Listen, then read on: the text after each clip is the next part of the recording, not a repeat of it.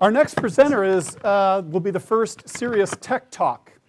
Professor Vijay Raghunathan is in Purdue's Electrical and Computer Engineering Department, and he is the director of the Embedded Systems Lab.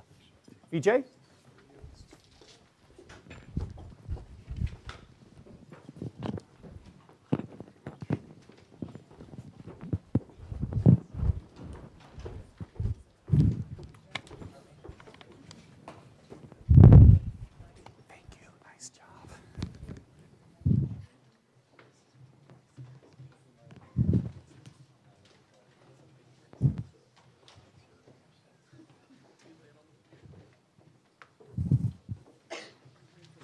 Okay.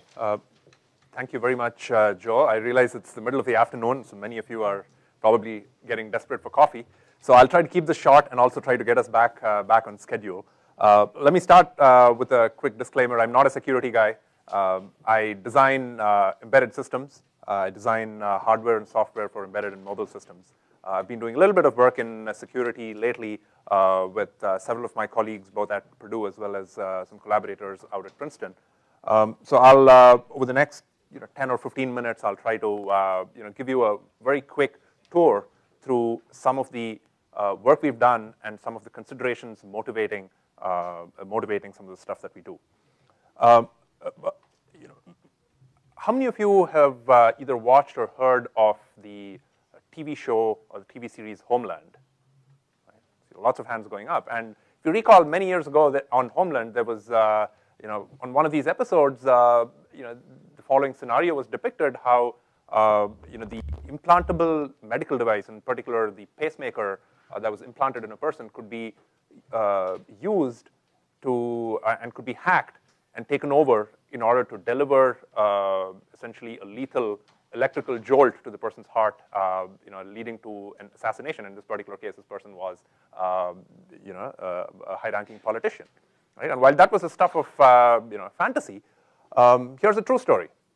Right? Many of you might have seen this in the news, that former Vice President Dick Cheney revealed it was revealed in 2013, late 2013, that the wireless functionality on his heart implant was actually disabled due to fears that it might be hacked in an assassination attempt. Right? So these are some of the considerations that really lay the foundation for this field of work for looking at security implications and security concerns in implantable and wearable medical devices. Right? So let me give you a sort of quick roadmap. So I'll talk a little bit about sort of the evolution and history of implantable and wearable medical devices. I'll talk a little bit then about some of the security concerns, and you'll see that the threat models or the attack models for these types of systems are very different from the attack models or threat models that you'll see or encounter in traditional computing systems, right? Your infrastructure or enterprise computing systems.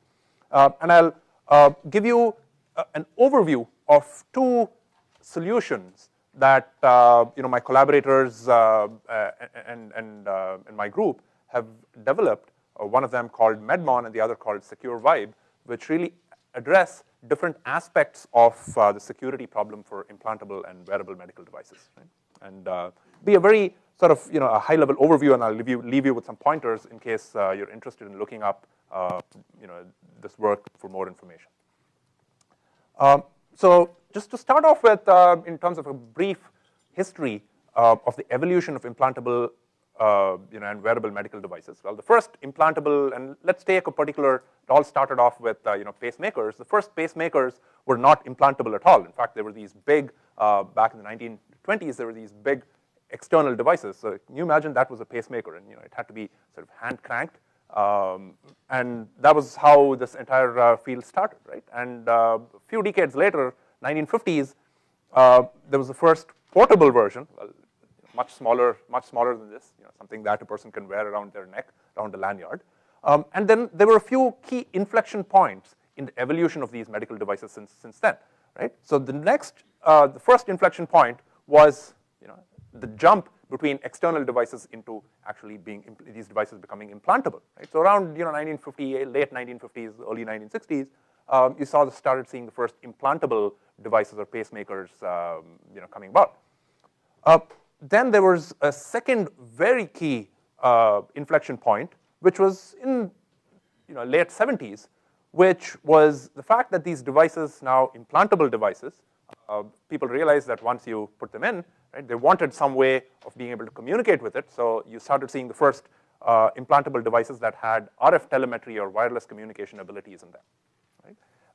And then yet another key inflection point was in the 90s, where in addition to miniaturization, these things became smaller, technology started improving, but the key technology inflection really came about during that miniaturization era, where these devices were also implemented using programmable hardware. So in other words, you would have a tiny microcontroller or a tiny microprocessor that was embedded in there, and most of the functionality was actually software or software algorithms which were running on the microcontroller, microprocessor, right, and controlling various aspects of the implantable medical device.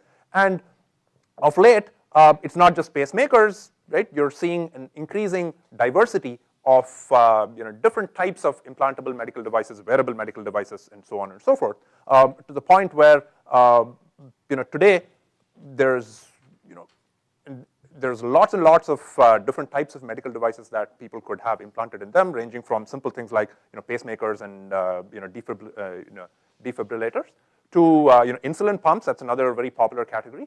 To gastric implants, to even some fancy stuff like neural stimulators, as well as vagus nerve stimulators for stimulating, for example, immune responses and so on and so forth. Now, I talked a little bit about wireless connectivity.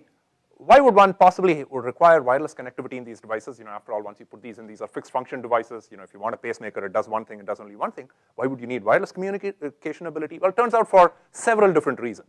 Right? The first is health monitoring. Right? Perhaps you want after post-implantation, you want to make sure that the doctor may actually want to get access to whatever the pacemaker is seeing, right? In order to make sure that the pacemaker is functioning correctly. Periodically, the doctor may want to perform a device checkup to make sure that it is still operating as efficiently and as reliably as what it was as soon as it was implanted. In some cases, you may want manual delivery of therapy, right? In particular, if you have an insulin pump, right? You may have periods where the patient needs manual delivery of additional insulin therapy, for example. And oftentimes, this is a big one, because these implanted devices stay in the human body for a large number of years, for 6 to 10 years or 6 to 8 years, and humans essentially go through the human body changes quite a bit in that time constant, right? In that 6 to 8 years. Oftentimes, patients will have to go back into their doctor's office for reprogramming various parameters, right, of the medical device, right, in terms of to adjust how the therapy is actually done, given the circumstances and given how the person has changed. Now, usually, most of this wireless connectivity is really restricted to a professional, a dedicated programmer device, right? For example, pacemakers are programmed. Pacemakers can interact with specific medical programmers, which you usually find in your cardiologist's office. And when you go in, the doctor is going to either place that external device close to your implantable, close to your heart, and it's going to be some wireless communication that takes place.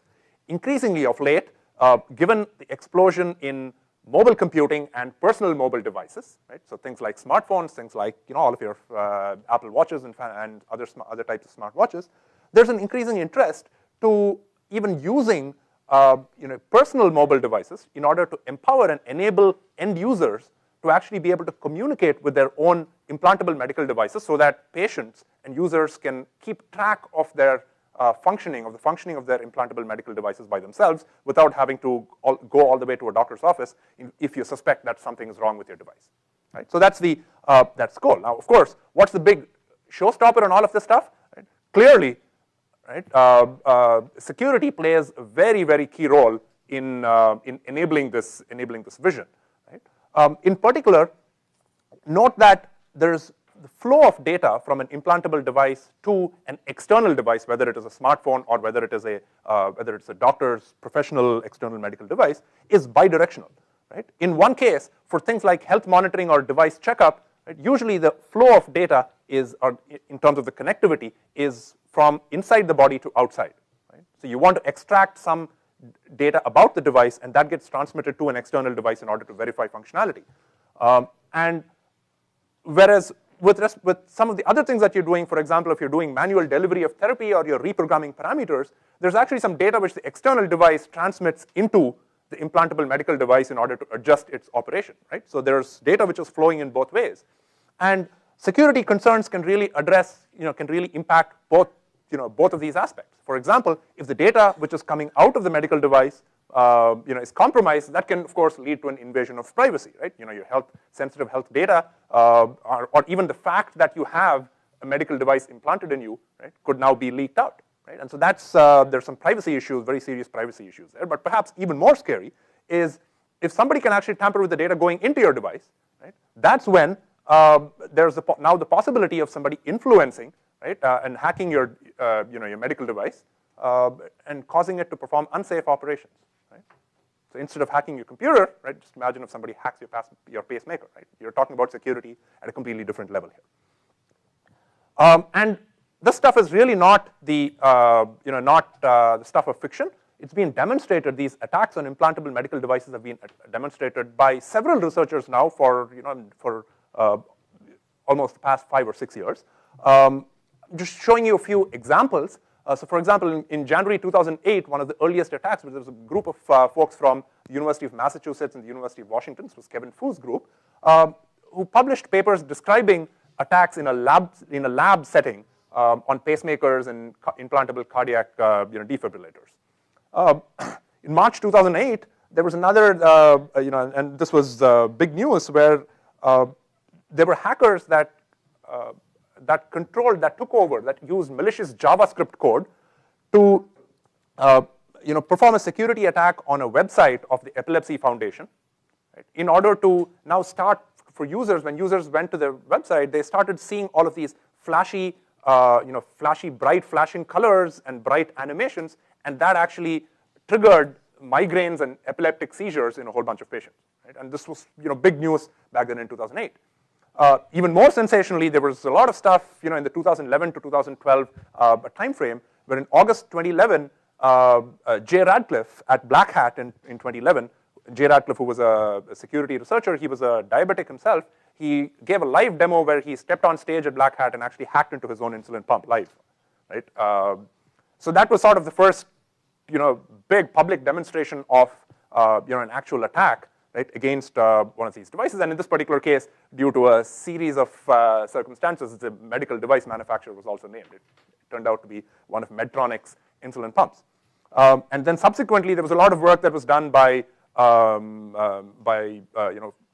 very, almost a cult figure in this area from McAfee, Barnaby Jack, the late Barnaby Jack, I should say now, who really demonstrated that these attacks were possible in a variety of scenarios. For example, later in the year, or in February 2012, he actually showed that you could perform these attacks on insulin pumps and pacemakers from almost 300 feet away. Right? So, and he showed this live where he had a friend who was sitting in the audience who was a diabetic, and he went up on stage and showed that you can't just you can not only hack into somebody's device at close range, but he had this person sitting at the other end of the room, and he actually hacked into this person's device while while giving a demo. Right?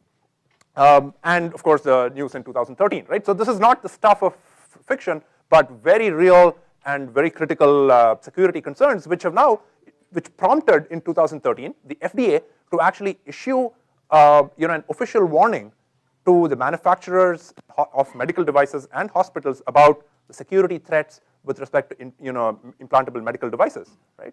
And this is just a snapshot from FDA's website that talked about some of the concerns, right? I'll just read out a couple of sentences from here. So, for example, in the summary of problem and scope, the warning says many medical devices contain configurable embedded computer systems that can be vulnerable to cybersecurity breaches. Right? In addition, as medical devices are increasingly interconnected via the internet, hospital networks, other medical devices, and smartphones, there's an increased risk of cybersecurity breaches, which could affect how a medical device operates. Right? So hopefully that motivates the need to address some of these security concerns, that this is a growing market segment, the security threats here are a real concern and need to be addressed. What are the goals when you're talking about trying to secure implantable and wearable medical devices? It turns out there's actually our familiar triad, right? Our triad of terror, CIA, confidentiality, integrity and availability, which we're all used to while talking about security for other types of systems. When you're talking about availability, this one assumes particular significance for implantable medical devices because there are some very specific attacks, security attacks that can be launched which affect availability here. And so the idea here is that the implantable wearable medical device should function correctly and should be available and responsive all the time. Right? And confidentiality, of course, says that that any sensitive medical information should not be revealed and reach unauthorized people, as well as when integrity, you're talking about both data integrity, which is your medical information should not be altered, the integrity of the medical data should be maintained, as well as the integrity of the device itself should also be maintained. Right? So those are kind of the goals. When you're talking about the availability problem, right? Why is this such a big issue? Now, this is a pacemaker, right? Which is typically implanted, implanted in on the left side of the chest. And as you'll see, it's a tiny device which is battery operated, and the issue is that the battery in this device is expected to last anywhere from 8 to 10 years, right? Because you don't want to cut into a patient just to replace a battery, at least not that often anyway. And so because of that, the design of many of these devices is highly constrained by the amount of power and energy that can be consumed by the device. Right? So the hardware and software that is part of the devices has to be designed in an extremely energy efficient manner. So one of the ways in which folks conserve energy is to say that, hey, you don't need the wireless connectivity or the RF telemetry aspect of this device to be operational all the time. You only need to activate and burn power for keeping the wireless network interface active when you actually need it. And one of the ways in which they perform this on-demand availability is that the wireless channel is typically activated, right, using a specific magnetic programmer wand, and this is what happens if you have a pacemaker and you go into your doctor's office, the doctor is probably going to wave a magnetic wand over your chest, and that really activates the wireless functionality in the pacemaker, and then the pacemaker can actually communicate wirelessly, right? And so you're basically going to have something like this, where the doctor literally places the magnetic wand close by, and that turns on, right? What was read, the wireless functionality gets turned on, and your device can communicate. You can communicate with the medical device. The problem with magnetic fields is that now an adversary can do the same thing, right? And more importantly, an adversary can do the same thing without the user realizing it, right? So it's not user perceptible in the least way, right? And so now you can have this issue where you can have an adversary that ends up doing that, turning on your device, and doesn't mess with your device, but basically drains the battery in your device, right? And lo and behold, after a few hours or a few days, right, the battery consumption, the battery supply is exhausted, and that ends up essentially blowing your availability of your device completely out of the water, right? So that's one of the issues which needs to be solved, right? How do you address this issue?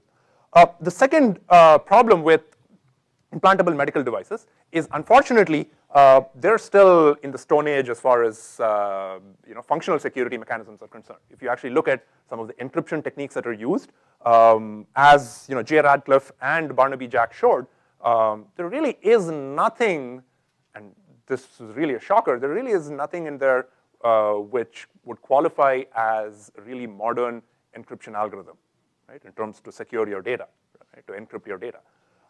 And in particular, there's one particular aspect which is very troublesome, which is implantable medical devices from a particular vendor often end up using the same key in all copies of the device, the same encryption key.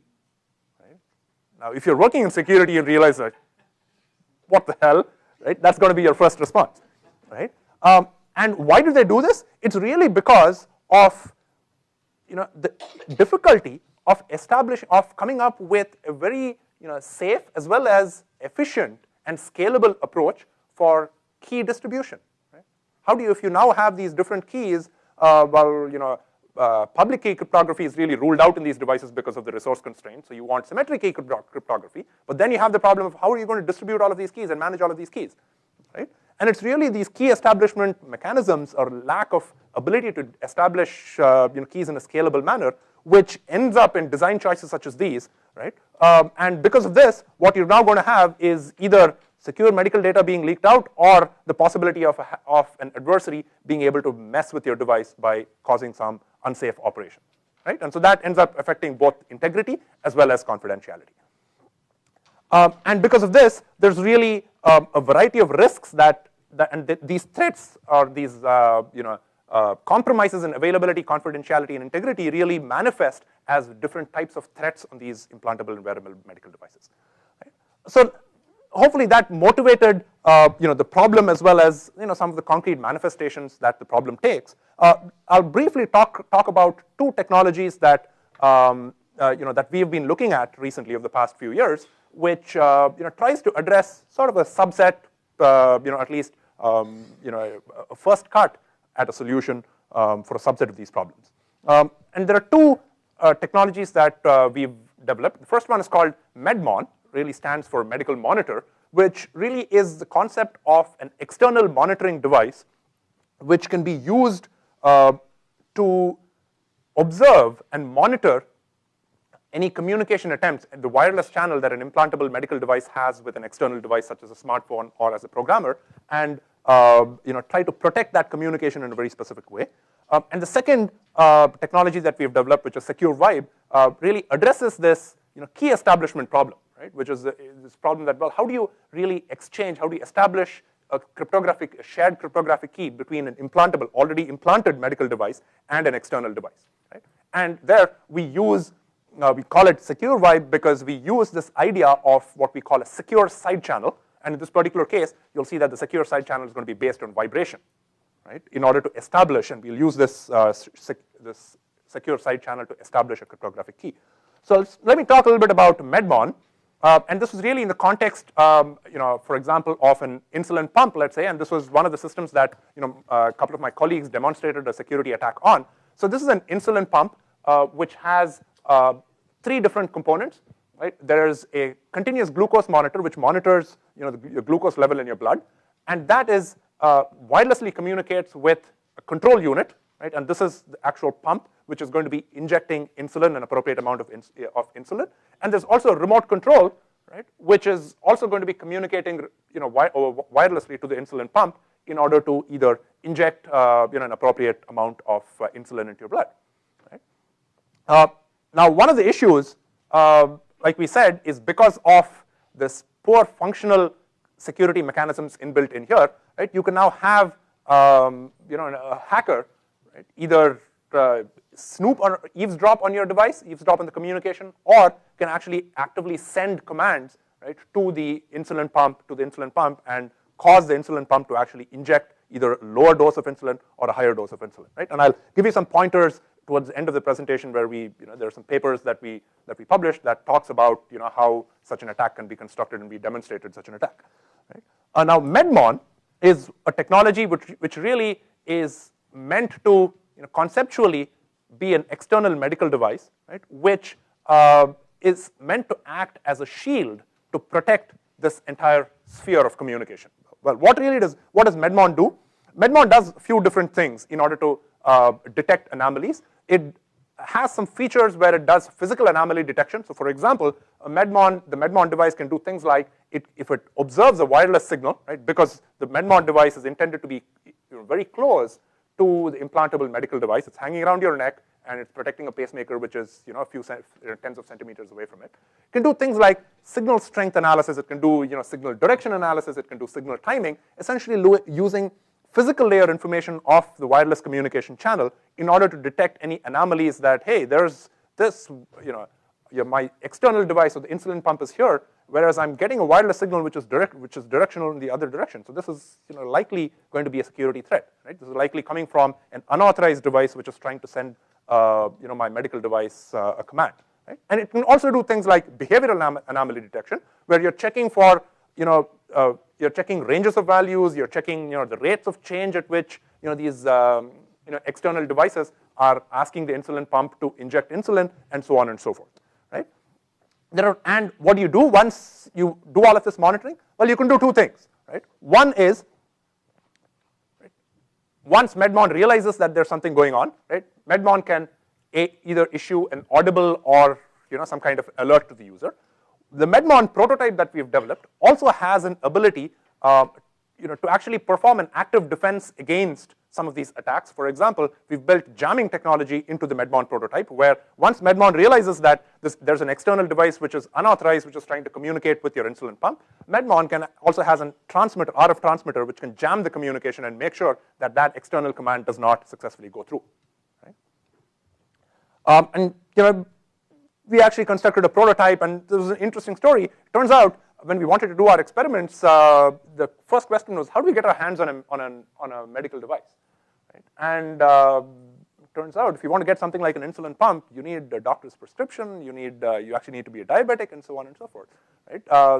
Which none of us were, fortunately. And so we were in this dilemma: how do we get hold of this? And eventually, we just went to eBay and bought something off of eBay for a few $100, right? So turns out that there was a diabetic who had upgraded to a more recent model and basically ended up selling his old model on eBay, and that's how we got our hands on this. I won't reveal the manufacturer and all of that stuff, but we used this to construct a prototype of MedMon, and we were able to both demonstrate some attacks as well as show how these attacks could be prevented. And this really was sort of the first hacked up version of our prototype, where that's just a software-defined radio, where we are actually that gives us now control of all of these physical layer parameters, wireless parameters, where we can intercept and do all of these fancy things like signal timing and signal direction and so on and so forth. Okay. The benefits of the MedMon technology were that it requires absolutely no hardware or software modifications on the actual implantable medical device itself, right? So this can be used for currently already deployed implantable medical devices, right? So there's nothing. It's completely another external device that you hang around your neck. So this really addresses sort of the integrity problem, right? But the other aspect, which is confidentiality, as well as the availability problem, which is your implantable medical device being turned on by external magnetic fields, is not really addressed by the MedMon technology. And to do that, we turn to our second technology that we've developed called Secure Vibe. And Secure Vibe really has two goals, right? One is you want to make sure that the wireless channel in your implantable medical device is activated only under specific conditions by trustworthy external devices. You don't want an adversary sitting a fair distance away to direct a strong magnetic field at you and turn on your medical device. And also, you want a mechanism for exchanging cryptographic keys in an easy, power-efficient, as well as scalable manner. Right? So how does Secure Vibe do this? Secure Vibe, the underlying principles are just the following. Right? All Secure Vibe requires to work is that it requires something which can produce vibration, something which can detect vibration. What produces vibration? Well, best device that I know that produces vibration is your smartphone, right? All smartphones have a vibration motor in them. You put them in silent mode, and it's a source of vibration. Vibration can be detected by accelerometers, by something called an accelerometer. And an accelerometer, it turns out, an increasing number of cardiac implants already have accelerometers embedded in them. Why? So that the context of the heart in a pacemaker, the context of the pace, the amount of pacing done by the pacemaker is dependent on the context. If your heart rate goes up because you're exercising, right, the accelerometer will be able to detect a lot of motion and say, hey, the heart rate, it's okay if the heart rate goes up because I detect that the patient is actually running. Right? On the other hand, if your heart rate goes up when you're resting, that means there's possibly, or becomes irregular, that means there's possibly something wrong and your pacemaker needs to respond differently. So these accelerometers are already found in pacemakers, and fortunately for us, accelerometers can detect vibration. So you already have two devices, your smartphone and an accelerometer equipped implantable device, pacemaker, right, which give us the fundamental requirements for implementing what we call a vibration-based side channel. How does this work? Well, it turns out, now you can take this device and place it right next to if you place it on your chest and you set your smartphone to vibrate mode, right? And here's the key. If you can actually control very carefully how the vibration happens, right? And this is really the key, and this is where a lot of the challenges, the technical challenges come in, then what do you have? You have something which vibrates in a particular pattern, and you have something which can detect that vibration, and now you have a side channel for actually communicating between two devices, an external device and this device, right? The advantage with the vibration, what are the advantages with the vibration-based channel? The advantages of vibration-based channel are that A, it is very, very short range. It is very short range in the sense, unlike typical RF communication, you cannot snoop on vibration-based on vibration-side channels very easily. It requires B, it requires direct physical contact on the part of the body where the implantable medical device is placed. So it's highly user perceptible. Right? If you have a pacemaker, and I take my smartphone and set it on vibrate mode and place it on your chest and set it to vibrate, it's very likely you're going to notice. You're going to jump up immediately. Right? So it's highly user perceptible. That's the second advantage that we can that has security implications, because now it's difficult for unauthorized entities to now spoof the communication channel. Right? It's low power. Accelerometers compared to RF interfaces are very low power, and all of us carry smartphones, so the transmitters are already available to most of us. Right? How does this allow us to solve the availability problem? Again, easy. Right? An external magnetic device, it doesn't matter how large of a magnetic device, magnetic field an external adversary places. Right? You can now impose that your device is only going to turn on, right, when there's a physical device which actually is vibration. Only when you detect this vibration is the magnetic field going to be able to turn on your implantable medical device. Right? And without that, you can walk through anywhere you want, no matter what kinds of magnetic fields you want, but your implantable medical device RF functionality is not going to be turned on. So now you've just made it exponentially harder for somebody to conduct a battery drain attack, right, on your implantable medical device. Okay? So that's one problem.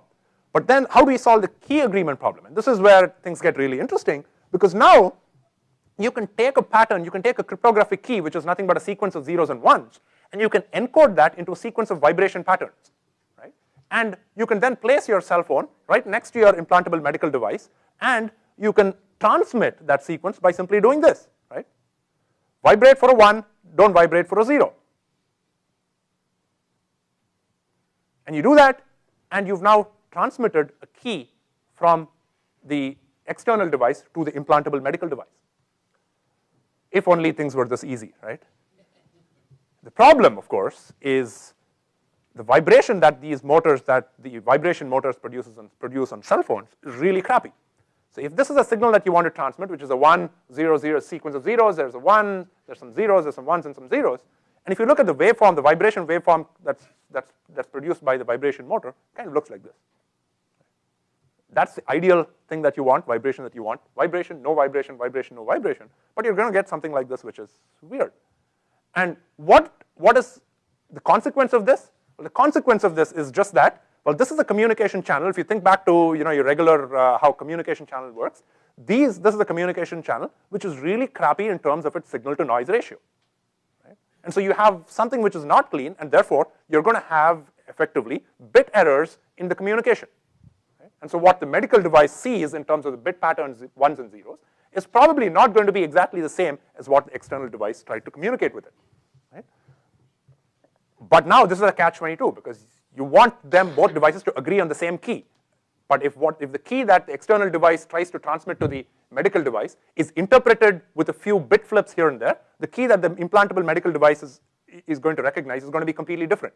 Right? And how do you get them to agree on a key? And so here's where we came up with a key exchange protocol or a key agreement protocol that works the following way. And so here's the external device, and here's the implantable medical device. And you have 3 different channels which are here. The red, anything in red is a vibration channel. You have a gray, which is unencrypted RF, and the yellow, which is encrypted RF. So let's see how this works. So initially, the external device is going to generate a key, W. It's a long bit stream, right? Maybe a 128-bit key or 256-bit key of zeros and ones. And it's actually going to transmit the key to the implantable medical device, like we saw on the previous slide, using sequence by converting that into vibration to a sequence of vibrations and no vibrations.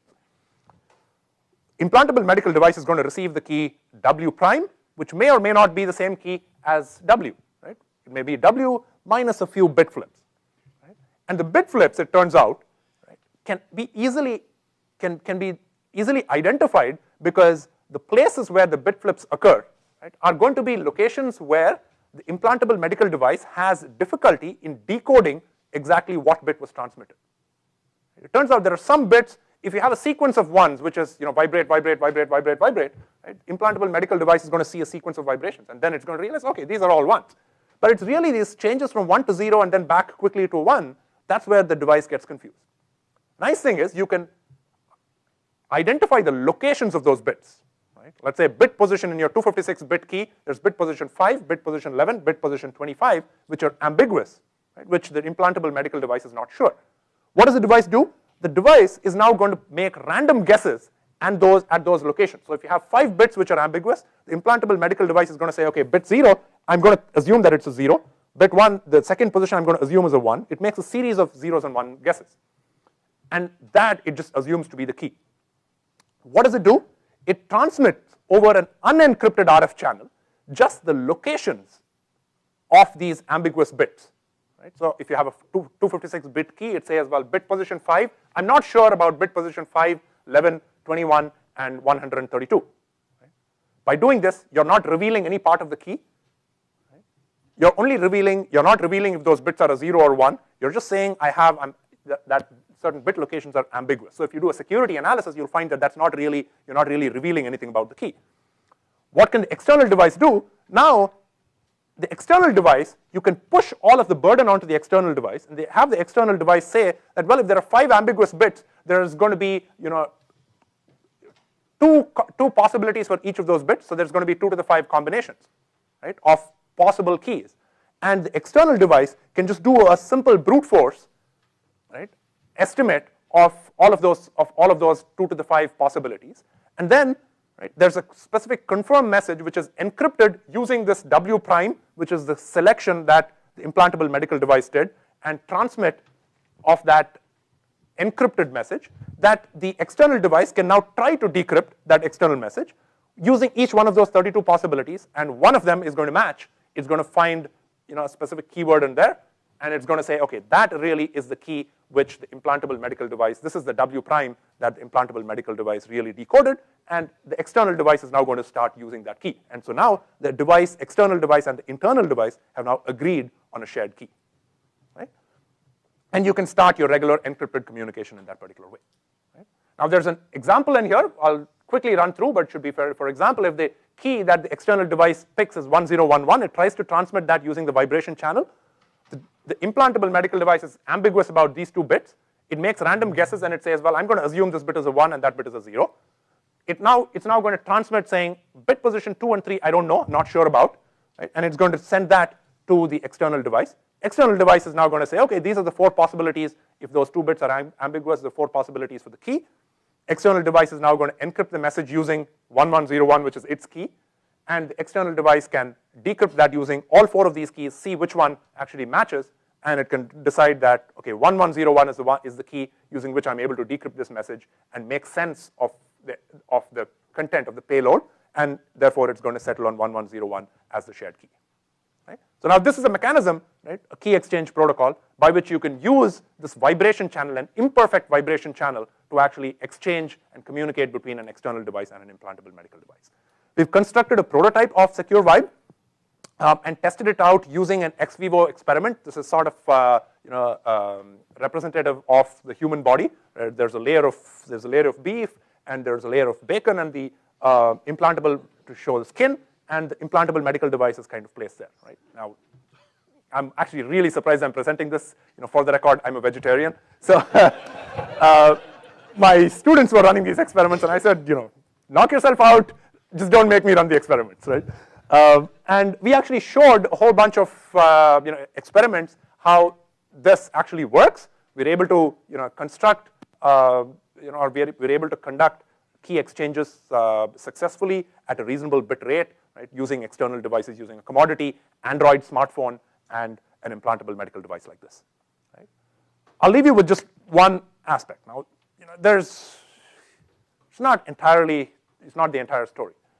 Although I said vibration is very short range, you can't snoop on it. Turns out you can't snoop on it in the traditional sense like RF, but if you have your motor vibrate, right, there's acoustic leakage which takes place, right? The person sitting next to you and their phone vibrates, you're gonna hear that, right? And if now you're communicating a pattern of 0s and 1s using vibration, right, you could have acoustic leakage, and somebody just point a laser microphone from far away at your device, and now you can pick up the patterns of 0s and 1s. How do you address this problem? Now, one of the ways in which we addressed it is we said, hey, it's acoustic information. You can mask it. Right? And you have your smartphone, which also has a speaker. Right? And so along with the vibration, right, we capture exactly the acoustic pattern of the vibration, and we play it out over the speaker to essentially mask the vibration sound. Right? And we showed that by using this masked sound, right, you can prevent acoustic eavesdropping attacks, both using simple attacks, which is using a single microphone, as well as using differential attacks, where you're using two different microphones and trying to observe differences in signal level and trying to decode information that way. We've shown that this works. Acoustic masking works and protects against both single-ended attacks as well as differential acoustic attacks. Right? And this is just, for example, a snapshot of the, showing how the acoustic masking works. So this is really the power spectral density across frequency is shown on the x-axis, and the power of the signal at that particular frequency is shown on the y-axis. And sort of difficult to make sense of this, except that I'll just point out that when you have, where you have masking, acoustic masking, and sort of the vibration, you're able to, this gray line, right, which is with acoustic masking, right, and with the vibration when you have both. When you have only masking, which is only the masking sound played out, which is a gray line, and when you have both masking and vibration, which is a red line, right, they're almost on top of each other at those specific frequencies. So you can't really distinguish between those two signals, right, of just an audio noise and audio noise plus vibration in there. Right? So we showed how this really allows you or enables you to prevent acoustic leakage, acoustic analysis, cryptanalysis attacks, essentially, in some ways. And so now what this allows us to do is, now if you can share a cryptographic key in a scalable and secure manner, it allows you to obtain better confidentiality properties, as well as, because the wireless device is being turned on by the vibration, your availability of your device improves because you now have resilience against battery drain attacks as well. Right? So I'll kind of leave you with that, and maybe with a pointer to a couple of papers that we published in this space. And be happy to answer any questions. I know Thank you, Vijay.